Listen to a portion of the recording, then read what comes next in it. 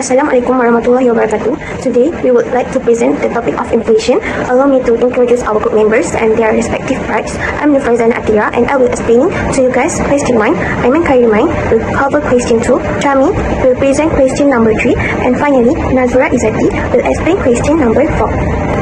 Up next is the table of contents, which includes the question that we'll be presenting next.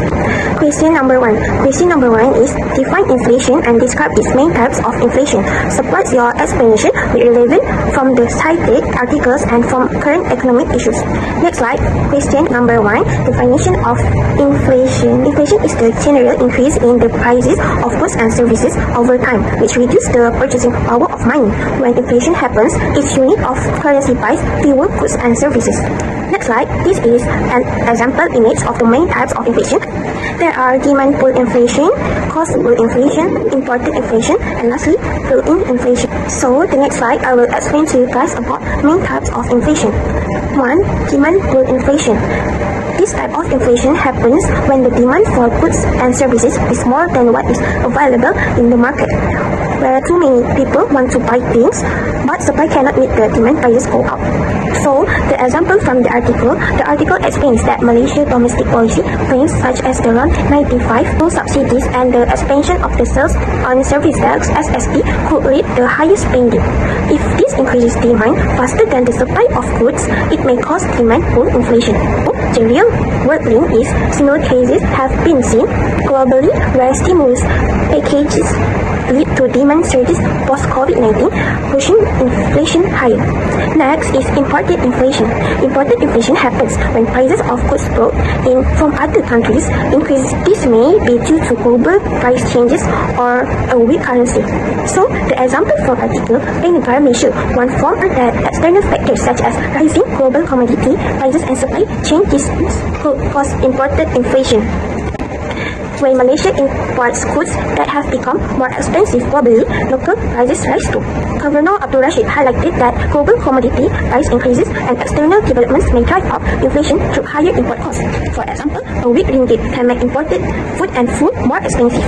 So, the real world link is Malaysia being a trade-dependent country is vulnerable is imported inflation, especially when the ringgit weakness against the US dollar. So, the third Y is built-in inflation, which price spiral. Definition is this is caused by the expectation of future inflation, leading workers to demand higher wages, which then causes producers to raise price to cover the cost. Example from the article is the implementation of a minimum wage under budget 2025 could potentially contribute to built-in inflation. However, according to the article, past experience showed that the inflationary impact of wage increases of Malaysia has been rather small. So, the real world link is this type of inflation can be seen in countries where wage hikes are regularly followed by price hikes, creating a continuous cycle. Lastly, cost push inflation. Cost push inflation happens when it becomes more expensive to produce goods and services. This includes higher cost of food, raw material, or wages. Companies will pass this higher cost to the consumer by raising price. Example from article. The article states that diesel prices rose by 20.1% and insurance increased by 0.8% in Q3 2024. These are signs of cost push inflation because the rising cost of transportation and services pushes overall prices higher. Lastly, the real world link that related from cost push inflation is global oil price volatility and the Russia-Ukraine conflict have contributed to cost push inflation many countries, including Malaysia. That's all from me. So, let's move on to the next question. Question number 2, Shami will explain to you guys. Assalamualaikum. My name is Aiman bin Muhammad Kariman, and now I will answer question 2, which is how does the government get price data of consumer price index to measure? Before that, we need to know what is consumer price index. Consumer price index is short for CPI. CPI is a tool used by the government to measure inflation. It shows how the average price of fixed group of goods and services change over time. The one that collect the data for CPI in Malaysia is the Department of Statistics Malaysia, who is responsible for collecting and calculating CPI data every month. Now, there are 4 main steps in calculating CPI. The first step is selecting a base year that everything gets compared to. This base year serves as a reference point And it is a year when the CPI is set exactly at 100. From that point onward, all prices change are measured relatively to this base year. For example, if the CPI later year have increased more than 100%, like for example 110%, that means the price have increased by 10% compared to the base year. Now, moving on to the second step we have is selecting the CPI basket of goods and services, which is once the base year is chosen, the next step is to create a CPI basket. This basket includes a list of goods and services that represent the things people commonly buy in their everyday life. The CPI basket typically includes items such as food and beverages, transportation, housing, apparel, medical care, recreation, education and communication, and other goods and services. These items are then chosen based on the household expenditure survey, which reflects a real household spending patterns. For the third step we have is conducting the monthly price survey of selected goods. To measure the change in the Consumer Price Data Index, the Department of Statistics Malaysia carries out a monthly survey of the price of selected goods and services. These items are part of the CPI basket, which represent typical consumer spending. Prices are collected from reliable sources such as retail outlets and service providers across the various regions in Malaysia, including both urban and rural areas. Officers may visit or contact these sources directly to collect the most accurate and current price. Once collected, the price data of each item are then recorded every month. These prices are then reviewed by the specialist to ensure they are consistent, accurate, and reliable. Importantly, if there are any changes in the quality or packaging of a product, they are also recorded. This is done to make sure the price change reflect actual inflation, not just the product differences, so that the CPI remains meaningful and fair. The last step is giving weightage of relative importance for each category of goods and services. After the price of selected goods and services are collected, the next step is to assign weight to each item in the CPI baskets. These weights reflect the relative importance for each item based on how much households typically spend on them. Items that are purchased more frequently or make up a larger part of the household's budget, such as food, transportation, and housing, are given a higher weight. In contrast, items that people spend less on, such as luxury goods or entertainment, receive a lower weight. The purpose of weighting is to make sure that the CPI is accurately represent the cost of living. A small price increase in a heavily weighted item like fuel will affect the CPI more than a larger price change like in a low weight item like books. That's all from me. I will now let Nazra explain question number 3. Thank you. My name is Nur Nazra Izzati binti Mahyudin. I will answer question number 3. So, the question for number 3 is, discuss with the relevant example how inflation impact on individuals, society's welfare, and standard of living in Malaysia. So, let's begin to the answer. So, the first impact of inflation towards individual is rising transportation costs. According to the article, the price of diesel rose by 20.1% in Q3 2024. This directly affects individuals who rely on private vehicles or use transportation services for work or business. The increase in fuel prices leads to higher commuting costs and delivery charges. Basically, this will be a fact for people who often use their own transport to go to work. So for the next impact on individuals is decreased purchasing power. As inflation rises, individuals find that their money cannot buy as much as before. For example, with the increase in general price, basic goods such as rice, cooking oil, and household necessities become more expensive. This forces individuals, especially those with fixed incomes, to reduce their daily consumption. For example, before this, 50 ringgit could buy rice, cooking oil, and other kitchen items. But now, the same 50 ringgit can only get maybe 2 or 3 items.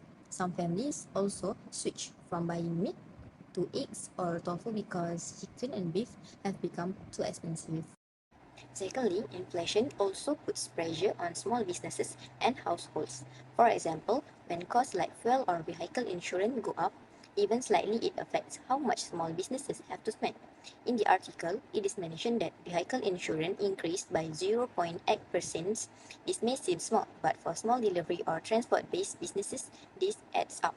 As a result, some may increase their prices or reduce the services they offer.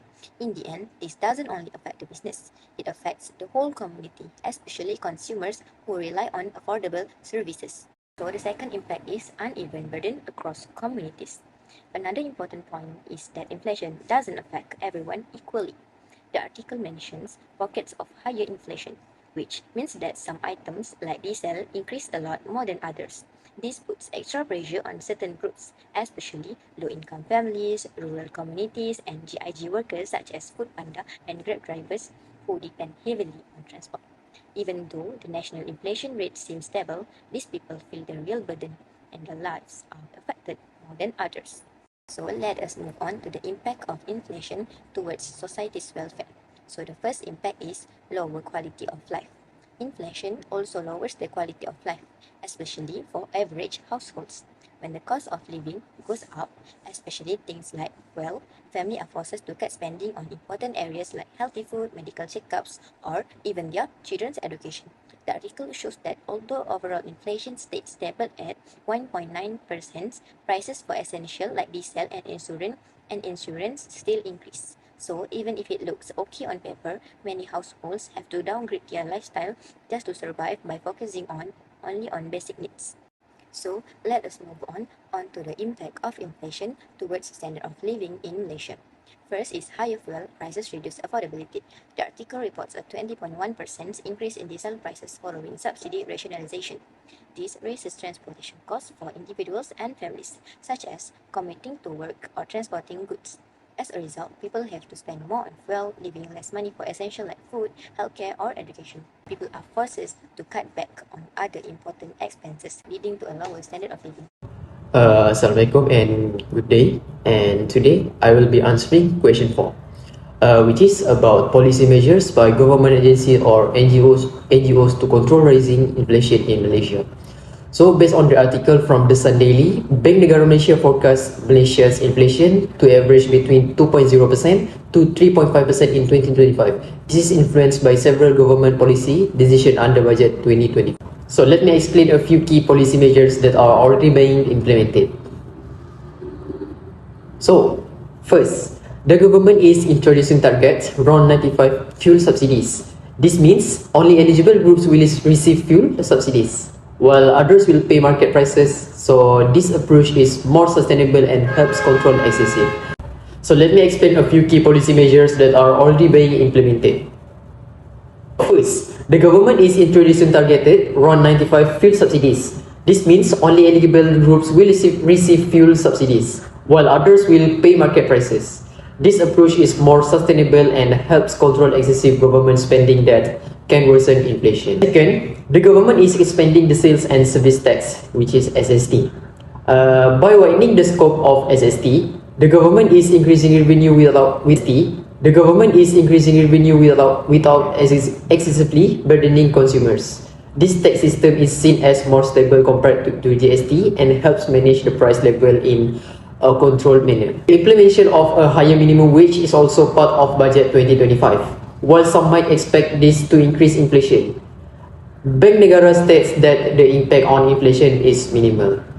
Instead, higher wages stimulate private consumption, which helps the company grow without putting too much pressure on price. On the downside, inflation risk still exists. External factors like global commodity prices or supply chain disruption could increase the cost of goods in Malaysia. Therefore, enforcement and mitigation strategies are important to control price spillovers. Lastly, NGOs and consumer associations play a role by educating consumers about smart spending, monitoring price manipulation, promoting local products to reduce dependency on imports. So last but not least, in conclusion, the Malaysian government